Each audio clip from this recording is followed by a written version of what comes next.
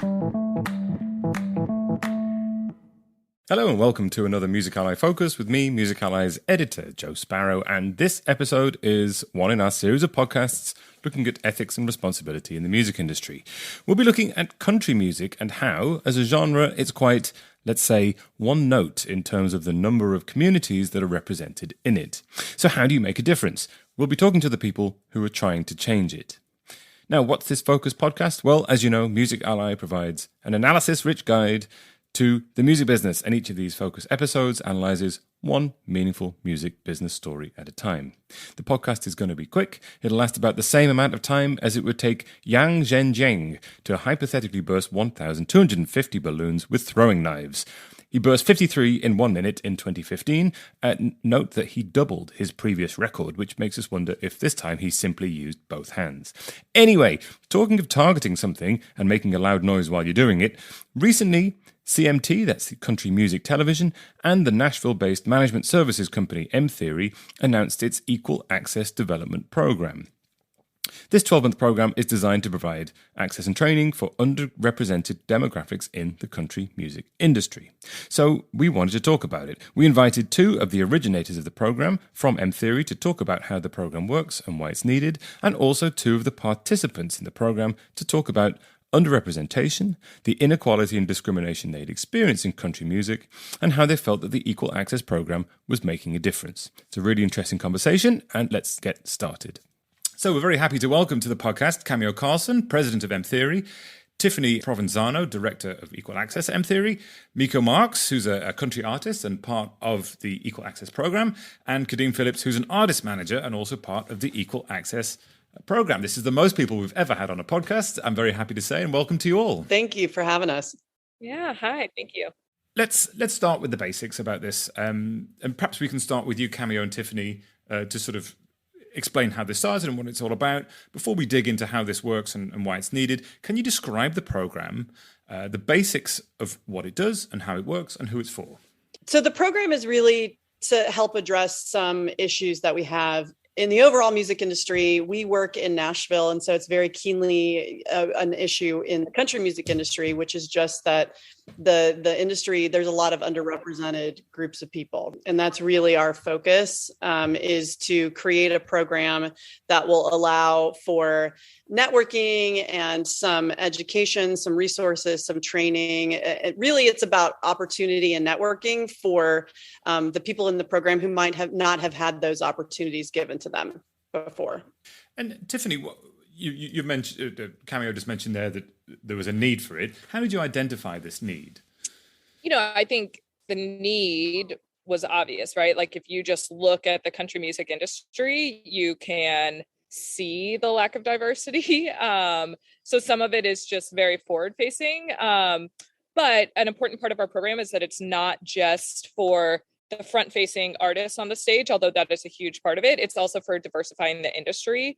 So we have 3 artists, which is maybe what more people will see on the stage, on the radio and everything, but we also have 3 managers that are part of our program, because our goal is to also help diversify the infrastructure as a whole.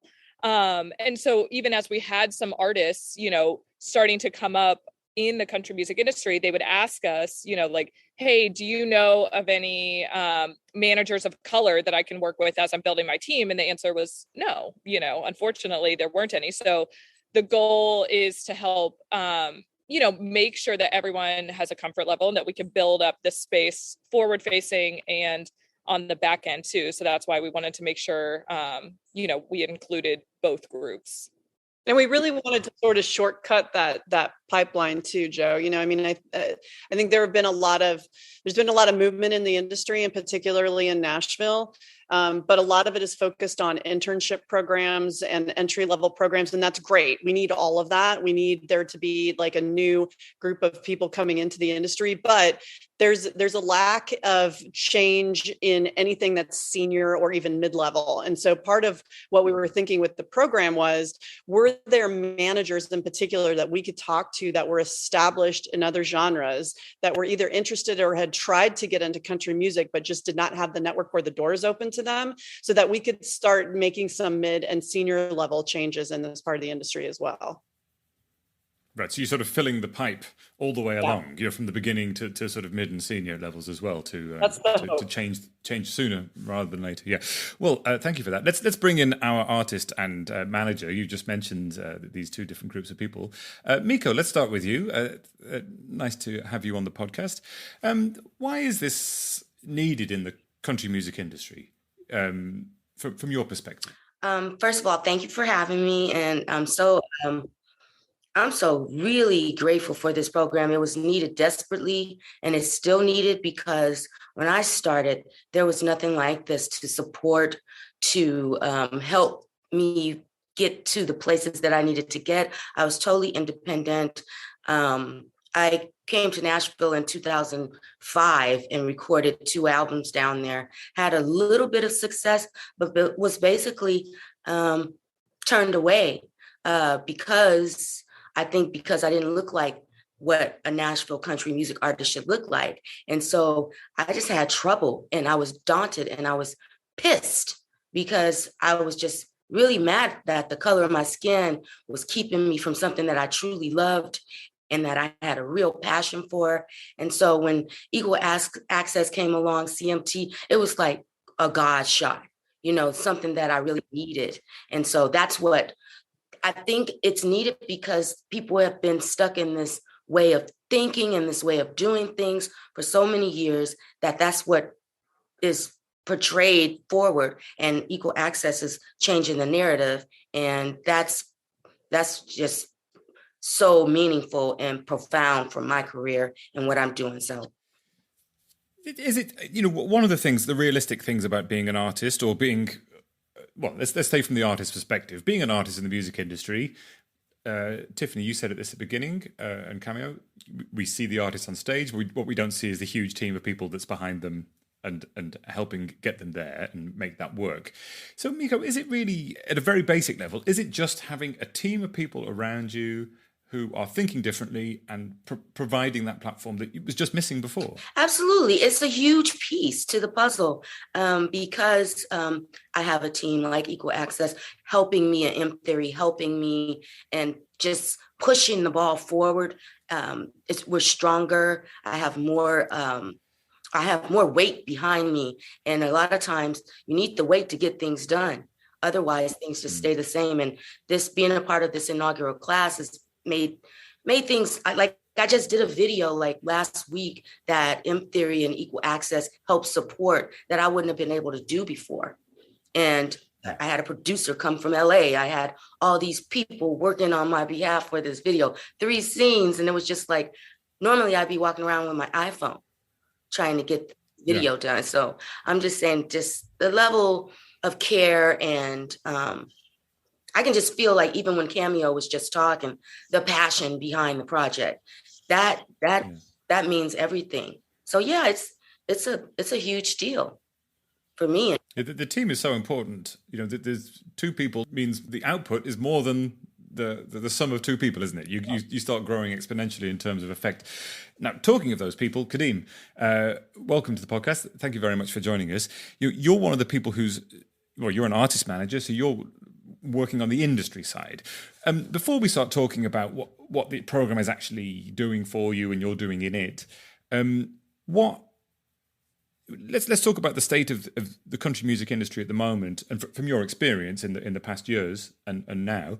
What's the demographic landscape like in country music currently, and where does that need to move to, do you think? There is no Black presence in country music in Nashville. And beyond that, there's limited presence for executives in Nashville in general. It doesn't even have to be just country. It could be pop, it could be hip hop, it could be R&B. Those, genres that I have found, much success in Nashville, surprisingly. People aren't really adopting that.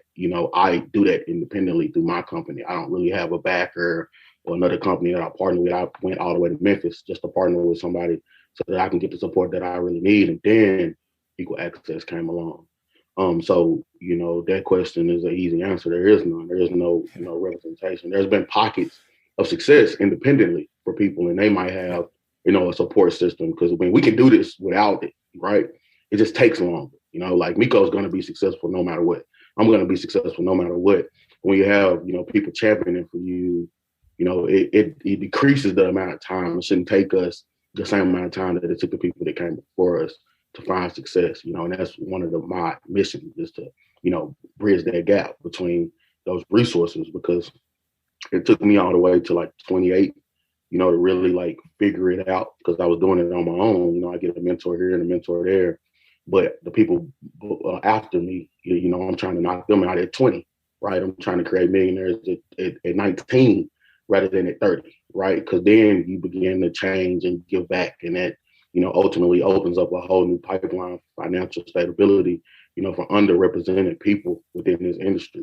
You mentioned there that there was no representation. There was no one to sort of to help you. What can you give us an example of what that was like? Sort of, either from a sort of personal perspective or how it felt, or what were the barriers? Right. So my bread and butter is networking. That's how I have everything I have. Just finding people and reaching out and just making that connection. And spend time in Knoxville. I ran my company from Knoxville. And Knoxville is very like country driven too. People don't really know that.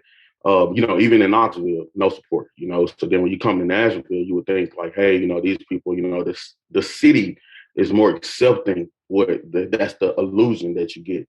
To all people, it's supposed to be this melting pot. It's supposed to be this place that's colorless, something that they promote, often in Nashville. It was the basis of the civil rights movement, so I know that these things should be there. There should be resources. But when I moved back, there were none. There was nobody for me to, go to and be like, hey, like I found success in hip hop and R&B, I want to go in the country, like help me find a country. I didn't have anybody to go to and ask for help or ask to teach me, how to, navigate through the genre, how to be a better manager, how to open up my company to be able to support country artists, because, they look at you, automatically. And it's like the answer is no before you even start talking. And you get some people that might have the conversation, but what Equal Access has done is they've made sure people follow up. That's the most important part of that, because people will sit you down, talk to you, smile on your face, hug you, tell you that they're going to do X, Y, and Z. But a lot of times before mtheory and Equal Access and CMT got involved, we didn't see that translate into anything. Cameo and Tiffany, let's bring you back in here. You obviously observed this happening and wanted to make a change and brought this partnership together and sort of initiated this program.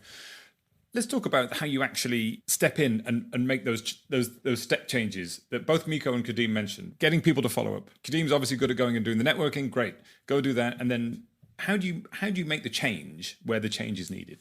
It's a combination of things, I think. The biggest piece of this is it is the networking, right? We are a relationship industry in every aspect of it. And that's what it's about. I think we can bring people to the table, and then Kadeem can close that deal, because Kadeem is this human sunshine when you are around him, and everybody falls in love with him when they meet him, right? So that baseline networking is the easy part. I think the harder part is that Tiffany and I are completely dedicated to that follow-up piece that Kadeem mentioned, right? And what that looks like is everybody wants to do better. They do. They just don't know how, or they're trapped in how they've always done things. And so it's very surface level.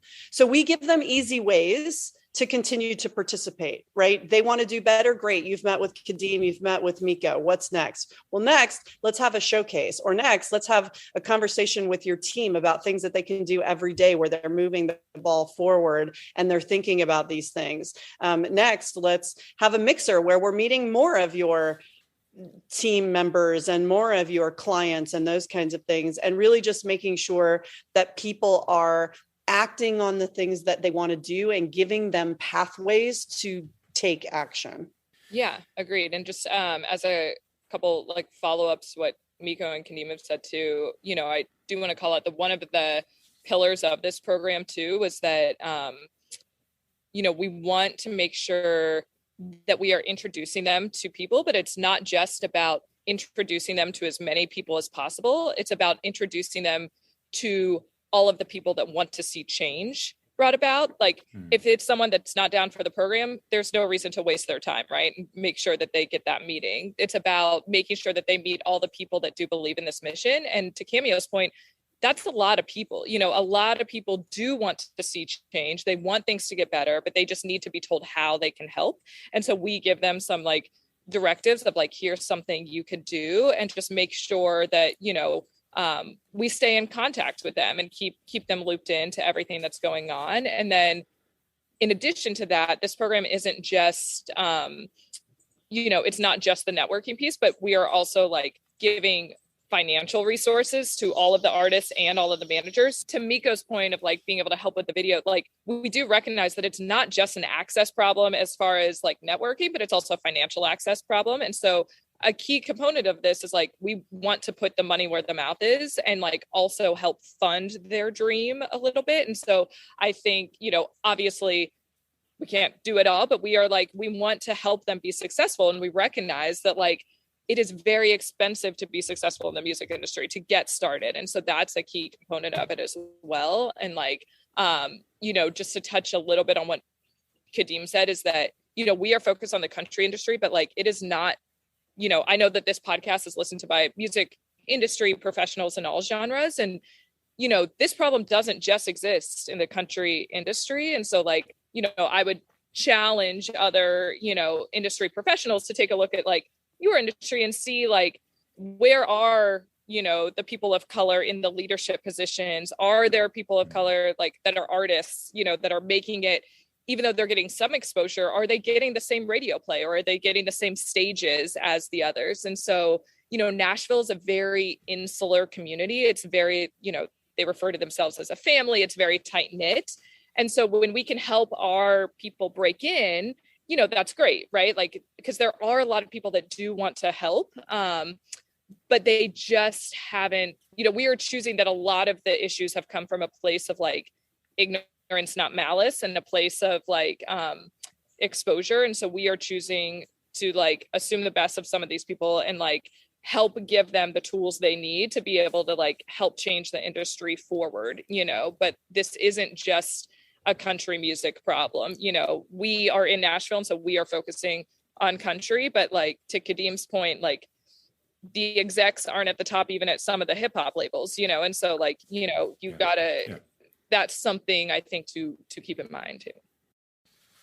And to jump in here, if you're finding this podcast useful and you want more of this kind of in-depth news and trusted analysis waiting for you in your email inbox every morning, as well as access to all of Music Ally's industry-leading reports and so on, head on over to musically.com/subscribe. And don't forget, if you're an indie label, you're an artist manager, you're an employee of a CMO or a publisher, you might be eligible for one of our sponsored complimentary subscriptions as well. So head on over to musically.com/subscribe to see if you can get it. Okay, let's go back to the podcast. It's a similar thing to when I speak to people about the environmental issues, and they say, we really are enthusiastic. We want to make changes that help contribute positively to the climate emergency, but we don't know where to start. And like, we still want to sell vinyl records. So what do we do? And like you say, it's actually about finding that balance and showing alternative routes, isn't it? Let's talk about your hopes for the future of the country music industry. This is something that you're all very passionate about, which is great. And I'm talking about in terms of where representation is more balanced. Miko, let's start with you again, because you're the person who's going to be standing on stage and being a sort of visual representative of the change. What would you like a future country music to look like from a perspective where things have changed for the better? It seems like a fantasy, like at this point, but I have hope that it's just more inclusive. Like I can look and see, people of color, indigenous people. I can see LGBTQ community. I can see everyone in this huge gumbo melting pot, and music being elevated to this level that we haven't even heard because we've suppressed it for so long. We've been just drinking this plain water, and now this water has weight. Now it has some substance. Now it has a little combination of all these different flavors. I just want to see the industry as a whole elevated, because we have been stuck. Country music has been stuck in this same place, and then it went to this poppy kind of place. And now I just want to see it go to this place where we can't even imagine what we will be hearing, because it's so inclusive and so authentically just immersed with everybody in it. I think that's something I want to see. We have not seen it yet, But man, I think that would just elevate us all musically if we did that. Because that's right now, we're just stagnant, you know? And I just want to see everybody being included and be good, of course, but everybody. That kind of inclusivity of bringing more people in who are talented just makes business sense, right? You make more money that way. And everybody's happy with that. This sounds like an obvious question, Miko, but what you're saying that country music has been fairly one note in terms of representation. I mean, I'm no expert on country music. I look from the outside, but I can see this. What will this extra these new participants bring? Like what we're talking about something exciting, possible change. What could those changes be? Musically or something like that. I think musically it will elevate the game for all artists that are in it.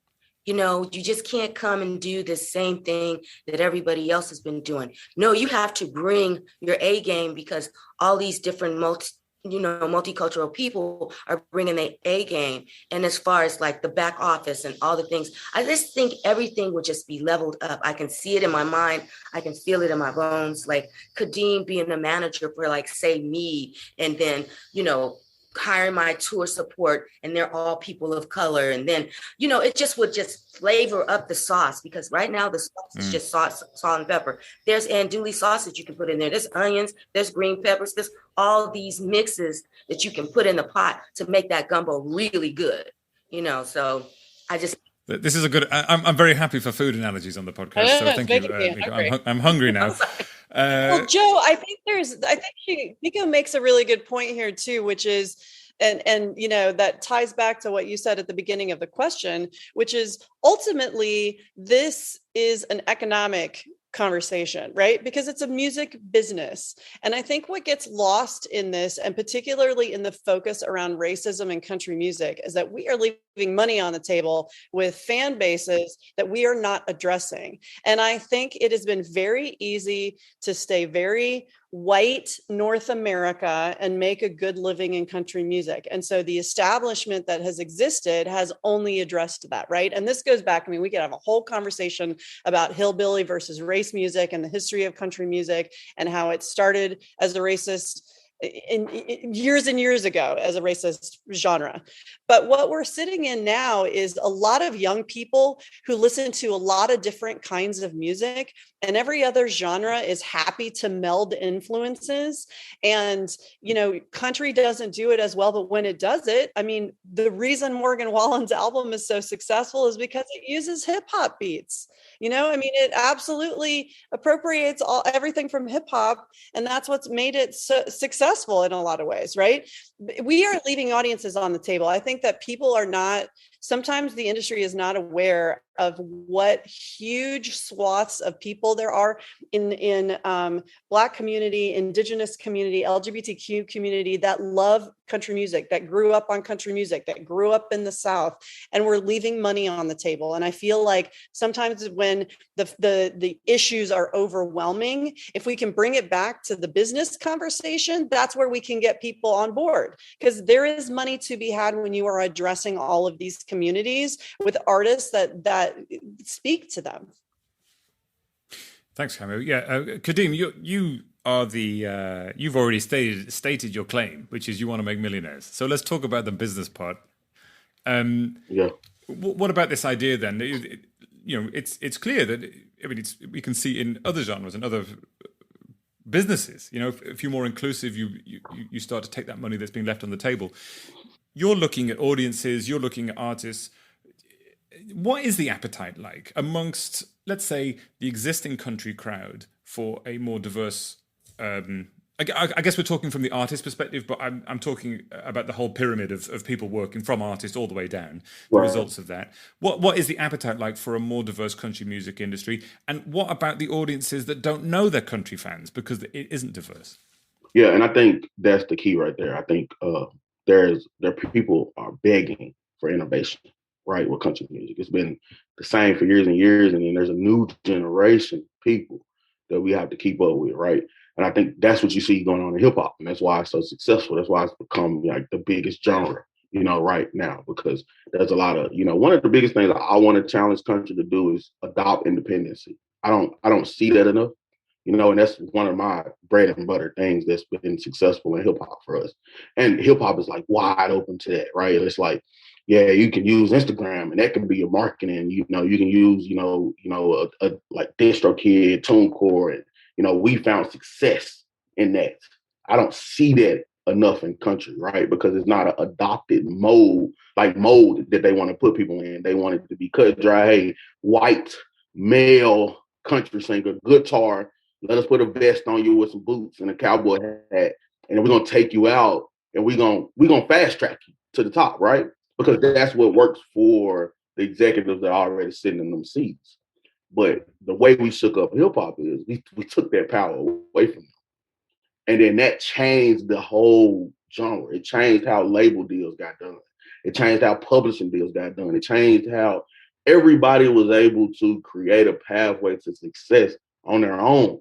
You didn't really have to wait on the label to look at you. Like Miko shouldn't have to wait outside, one of these big labels and be like, look at me, look at me, look at me. Like we should be able to DIY it. We should be able to build it and then find success and make some money and look back and be like, dang, we did that. And then we go, use our leverage to go get, our millions, keep our ownership and keep our publishing and get admin deals. And this is stuff that's probably unheard of in country, right? People don't even think like they don't want me even probably talking about this because it's going to shake up the whole genre, right? And that's what I want to challenge country to do. Like, that's why I'm here. Like, I want to go out and sign a country artist, independently put them on, right? And like take them to the top and be like, look, I told y'all, like you don't have to wait on them. And once we get that one to go ahead and just take that rise, it's going to change the whole game. So I just want to get in there and I want to challenge people to be honest, and I think honesty can change a lot. I knew it was needed, but I didn't know how much because I'm over here trying to fight this battle in hip hop at the same time. Because like you said, there's no representation with that. It's getting better. You got people like John Platt, CEO of Sony. So it's getting a little better, but there's also a lot of changes that still need to happen in all genres across the board. Yeah, thanks, Kadeem. Well, inspirational stuff there from Miko and Kadeem. Cameo, we're running out of time, so let's leave the last word to you. Talk about the future then. That's their hopes for the future for them as individuals as part of the program. What's your hopes for the future of the program itself? And of course, I'll put some links to the program and Kadeem and Miko below the podcast as well. Yeah, I think our hope, I hope that I never have to have this program again, right? But I think for now, it's really necessary. I hope that we can expand it. I hope that we can have a bigger cohort in coming years. I hope we can have different genres. Obviously, we want to make sure that we are covering different areas of representation and people that are underrepresented in country music and in the industry. I think, we're starting in our own backyard and we're starting with what we know. We're a manager services company. We started with management. We started in Nashville. I think our hope is to expand that and give opportunities to anyone that needs it, that feels like they have been shut out and that bodyguard is at the door. That's a good way to look at the future. And I will put links to everything all of you are doing individually and also the program itself. And I encourage everyone to go and check it all out. So Cameo, Tiffany, Miko and Kadeem, thanks very much. Thank you so much, Joe. Thanks for having us. So if you found that useful, please share this podcast on with someone else who you think will get something out of it. And if you'd like to continue the conversation with me, please do email me. It's joe@musically.com. That's Joe, Joe @musically.com. If you would like to stay in touch with Music Ally, we have a free weekly email called The Knowledge, which arrives in your inbox every Friday with a wet thump and rounds up a soupçon of the best analysis, news, marketing insight, and skills, all pulled from Music Ally's wider service. So sign up and impress your boss. Links are in the description, along with everything we mentioned in the podcast, as always. Well, that's it. Thank you ever so much, as always, for joining us here on the Music Ally Focus podcast. And from me, Joe Sparrow, Music Ally's editor, farewell.